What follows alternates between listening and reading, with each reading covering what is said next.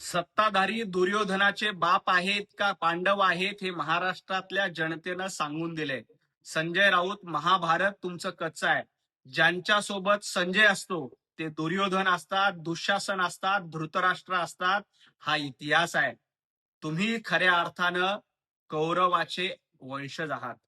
कारण संजय हा कौरवासोबत होता आणि तुम्ही आज दुःशासन, दुर्योधन, धृतराष्ट्र याच्याही पेक्षा जास्त अत्याचारी आहात. कारण तुम्हाला हिंदू धर्म बदनाम करायचा आहे. तुम्हाला प्रभू रामचंद्रांना बदनाम करायचंय.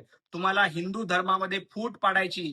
परंतु एक लक्षात घ्या, ज्या पद्धतीनं अर्जुनानं बाण मारून कौरवांचा उद्ध्वस्त केला, निपात केला, त्याचप्रमाणे महाराष्ट्रातील जनता तुमचा निपात करते आणि येणाऱ्या काळामध्ये देखील करणार आहे. त्यामुळे तुम्ही विनाकारण दुर्योधन, दुःशासन यांची नावं घेऊन थाळी पिटण्याचं काम करू नका. महाराष्ट्रातल्या जनतेनं तुम्हाला तुमची जागा दाखवून दिली. संजय ज्याच्या सोबत असतो तो दुर्योधन आणि दुःशासन आहे. हा इतिहास संजय राऊतांनी पुन्हा एकदा वाचला पाहिजे. गजनी, बाबर, अकबर यांची नावं घेण्याचा अधिकार संजय राऊत तुम्हाला नाही. कारण तुम्ही स्वतः मोहम्मद गजनी सारखं महाराष्ट्र लुटलाय. रोज 100 कोटी वसुली करून 90,000 कोटी रुपये तुम्ही लुटलेत. त्यामुळं आणि ज्या पद्धतीनं औरंगजेबाच्या वंशजाचा उदो करायचा, औरंगजेबाच्या कबरीवर जाऊन फुलं उधळायची, अफजल खानाच्या दाढ्या कुरवाळायच्या, त्यामुळे तुम्ही मोहम्मद घुरी, गजनी, औरंगजेब, बाबर हे सगळं तुमच्यामध्ये एकत्रित आलंय. कारण तुम्हाला मोहम्मद घुरी प्रिय आहे. तुम्हाला छत्रपती शिवाजी महाराजांचं हिंदुत्व प्रिय नाही, तर औरंगजेब फॅन क्लब ही तुम्हाला जास्त प्रिय आहे. त्यामुळं महाराष्ट्रातल्या लुटीचा इतिहास काय आहे हे स्वतः आत्मपरीक्षण करा. 90,000 कोटी रुपये आणि पत्राचाळीत ज्यांनी मराठी माणसाला लुटलं त्यांनी यावर बोलू नये. रामरक्षा आंदोलन महाराष्ट्राच्या सीमेबाहेर जाणार असा दावा संजय राऊत करतात. जनाब संजय राऊत, उद्धवजी ठाकरे मातोश्रीच्या सीमेबाहेर पडले हेच खूप आहे. कारण आजपर्यंत स्वतःला मातोश्रीच्या सीमेमध्ये बंदिस्त करणारे उद्धवजी ठाकरे आपला पक्ष वाढवण्यासाठी प्रभू रामचंद्रांचं नाव घेऊन मातोश्रीची सीमा ओलांडतायत हेच खूप आहे. तुम्ही महाराष्ट्राची सीमा ओलांडण्याची भाषा करू नका.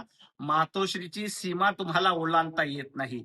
उद्धवजी ठाकरे घरात बसून कारभार करतात हे 2.5 वर्ष मुख्यमंत्री असताना बघितलं.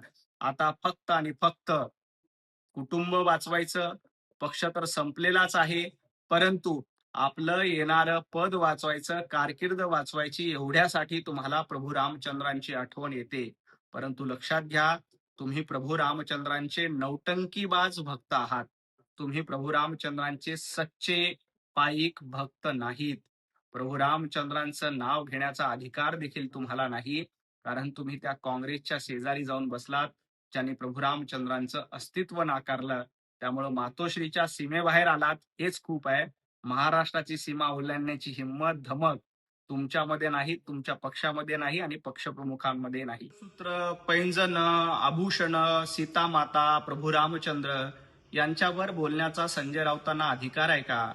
संजय राऊत, तुम्ही आता बाबराबद्दल बोललं पाहिजे, तुम्ही औरंगजेबाबद्दल बोललं पाहिजे, तुम्ही अफजल खानाबद्दल बोललं पाहिजे. कारण प्रभू रामचंद्रांपेक्षा बाबर तुम्हाला जास्त प्रिय आहेत. ज्या काँग्रेसनं प्रभू रामचंद्रांचं अस्तित्व नाकारलं त्या काँग्रेसच्या मांडीला मांडी लावून तुम्ही बसलात. तुम्ही काय प्रभू रामचंद्रांबद्दल आंदोलन करणार? माता सीतेचा ज्यांनी अपमान केला अशा पद्धतीचं वर्तन संजय राऊत तुमचं सातत्यानं आहे. रामायणामध्ये शूर्पणखा नावाचं पात्र होतं. संजय राऊत, तुम्ही आधुनिक शूर्पणखा. तुमचं नाक महाराष्ट्रातल्या जनतेनं कापलेलं आहे. त्यामुळं शूर्पणखेसारखं तुम्ही वागताय. परंतु एक लक्षात घ्या, शूर्पणखा असेल, रावण असेल, यांचा अंत झाला होता. महाराष्ट्रातील जनता यापूर्वीही तुमच्यासोबत नव्हती, येणाऱ्या काळामध्ये देखील तुमचं नाक कापल्याशिवाय राहणार नाही. जनाब संजय राऊत यांनी सांगितलेली म्हाताऱ्याची कथा उद्धवजी ठाकरे यांच्यासाठी तंतोतंत लागू होते. उद्धवजी ठाकरे यांनी मुख्यमंत्री पदासाठी हावरटपणा केला. एवढे धावले की आपला पक्ष मागे ठेवला, हिंदुत्व सोडून दिलं आणि शेवटी हाती काय लागलं तर धुपाटणं. मुख्यमंत्री पदासाठी केलेला हावरटपणा यामुळे उद्धवजी ठाकरे यांना हिंदुत्व सोडावं लागलं.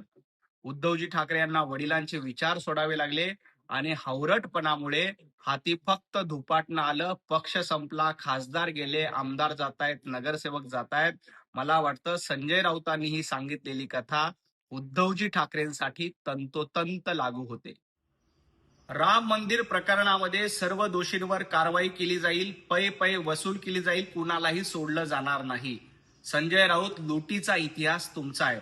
25 वर्ष मुंबई लुटली. ठेकेदारांकडनं कमिशन खाण्याचा इतिहास तुमचा आहे.